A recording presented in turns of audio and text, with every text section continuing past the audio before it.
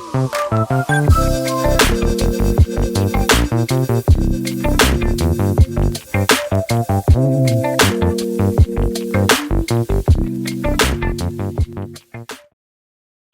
and welcome to another video. Today we're going to be talking about books again, but we're going to be talking about my favorite book to television adaptation. So the first book we're going to be talking about is an anthology that I have, and it is of the Patrick Melrose series. This was adapted into a television miniseries in 2018 and stars Benedict Cumberbatch as Patrick Melrose and Hugo Weaving as his father. The novels are all semi-autobiographical novels by Edwin St. Aubyn. The first one came out in 2006. My favorite novel and my favorite episode is Bad News. It is the second novel, but it comes first in the television miniseries.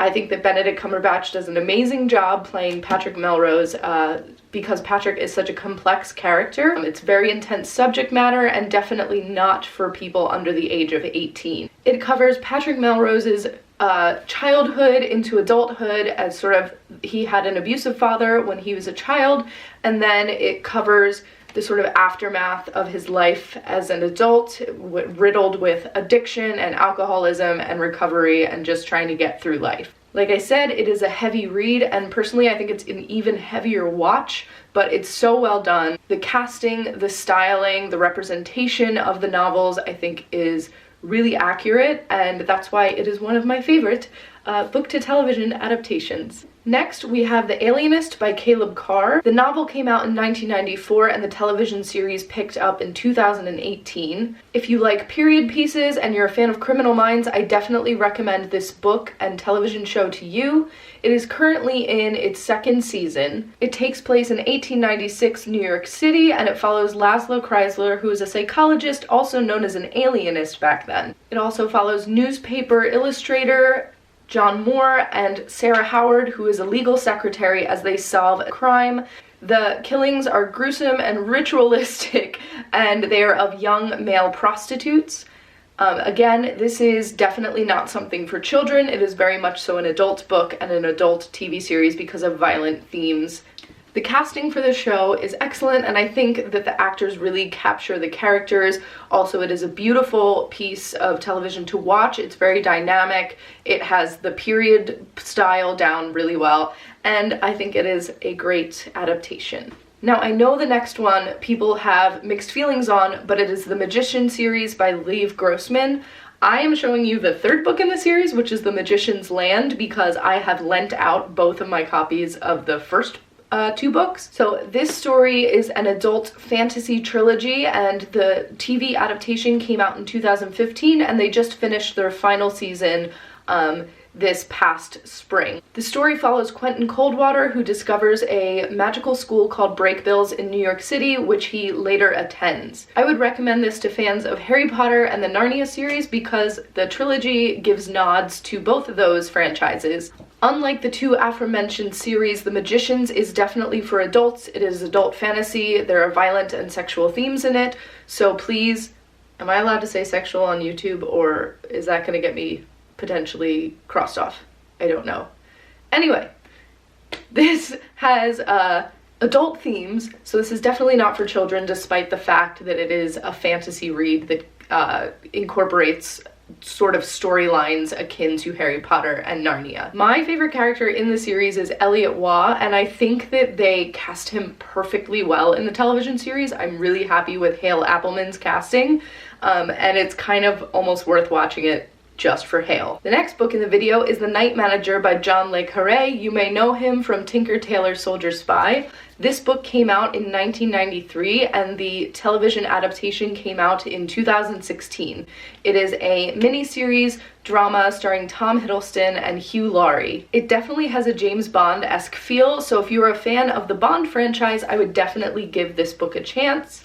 It is about Jonathan Pine, an ex-soldier Jonathan Pine has to go undercover to get in the inner circle of businessman Richard Roper, who is dealing in the illegal arms trade. In order to do that, Pine has to become a felon himself and sort of hide this new identity from the people in his old life in order to complete his mission. I am a big fan of Tom Hiddleston and Hugh Laurie's work, and I think they really brought a great dynamic to this show. For me, it was really fascinating seeing Hugh Laurie play a villain because I know him best, of course, as Dr. House, and also from Fry and Laurie, which is, of course, a comedy series. So I really enjoyed getting to see him play a villain, and I think he did a great job. Next one is the Sherlock Holmes series, and of course I'm talking about the television show Sherlock. These stories by Sir Arthur Conan Doyle were originally published in the 1800s, and the show Sherlock takes a modern spin on the original text. There have been many adaptations of the Sherlock Holmes series along the way, but I really enjoy this modern twist, and Benedict Cumberbatch, Martin Freeman, and a slew of other fantastic actors really bring it to life and bring a new spin to things. I would insert a summary of the Sherlock Holmes franchise here, but there are so many stories that it's almost impossible to do. But it's the quintessential detective novel, and one could even say that the plot is elementary, my dear Watson. I can't believe I just did that. That was the worst joke ever. That was terrible. We're just gonna forget I did that joke. The next book on this is The Umbrella Academy by Gerard Way and Gabriel Ba. It is a graphic novel, and the television series actually came out on Netflix, and their second season just aired. 47 children are spontaneously born to women who did not show any signs of pregnancy. Millionaire inventor Reginald Hargreaves adopts 7 of these children in order to save the world, as he says. These 7 children are part of the Umbrella Academy. After about a decade, the siblings disband and are only reunited when Reginald Hargreaves unexpectedly dies. And then they sort of get together and go on missions again and have to, once again, save the world. I bought this when it came out because I was a fan of My Chemical Romance, of course, and I love Gerard Way, and I bought it and then I fell in love with the series. So I was super excited and had very high expectations when it came to Netflix. And then I found out that Robert Sheehan, who is one of my favorite actors from the television show Misfits, was in the series, and he played my favorite character, which is Klaus. I'm very pleased with all of the casting. I think they did a fantastic job. And again, like I've said with so many of these, I think it's a very visually dynamic show, and one you should definitely check out. Honorable mentions are actually book series or books that I enjoyed the television adaptations more than the actual novels. So the first one is Mindhunter by John E. Douglas.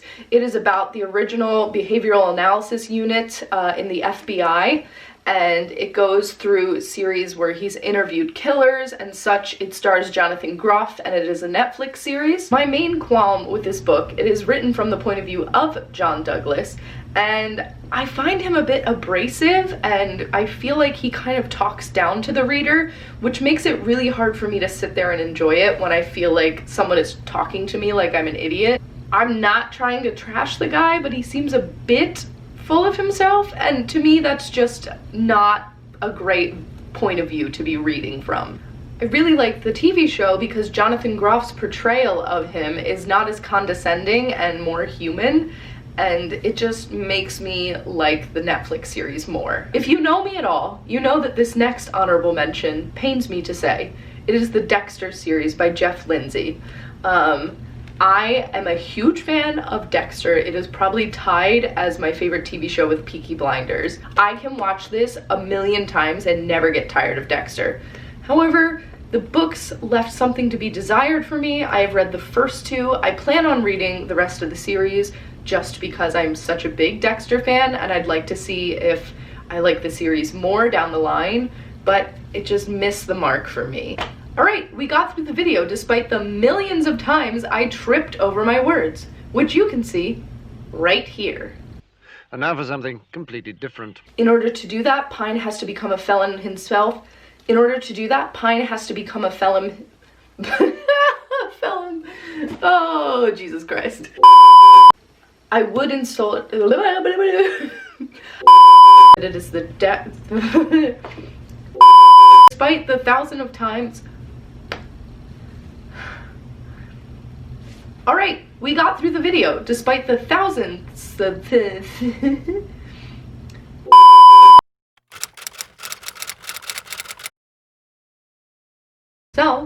you again for watching. I will try and bring some content that is not books coming up soon, but I do have a couple more planned. I also have a vlog coming up, but until next time, have a great day, and I will see you later.